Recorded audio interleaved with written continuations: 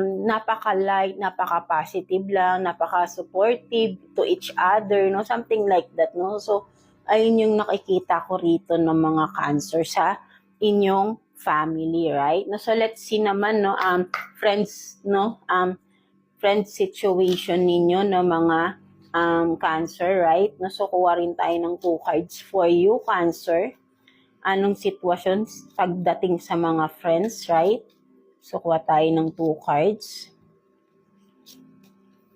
So let's see. So you have this, no, 7 of Wands in reverse, no? So for some of you, no, parang ano ba to? Parang ang nakikita ako kasi dito, kumbaga parang may kaibigan ka dito na yung ang nakikita ko kasi rito, no, ang may kaibigan ka rito na parang nagtatraidor sa'yo.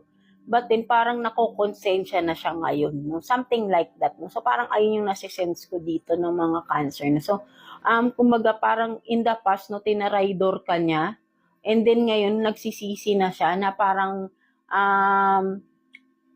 kumbaga nakokonsensya siya doon sa mga nagawa niya sa'yo, before, no, maybe sa past, no, something like that, no. Meron kang kaibigan dito na hindi kayo nagkasundo, may nagawa sa iyo, and now itong tao na ito, itong friend of yours ay nakokonsensya siya, no, something like that, no, mga Cancer, no. So tingnan pa natin.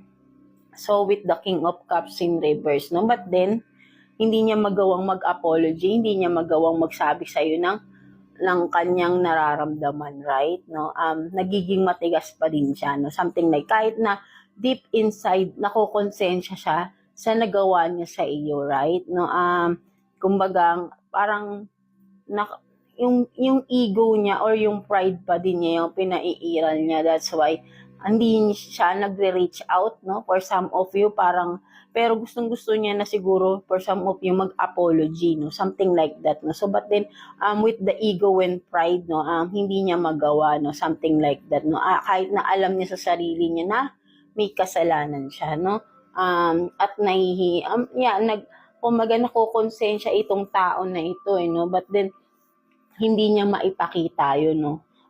Kumaga yan nga kasi nga ay mataas yung kanyang pride, no, for some of you mga Cancer natin, right? So let's see, no, anong sitwasyon ninyo sa iyong love life, no, mga Cancer natin, sitwasyon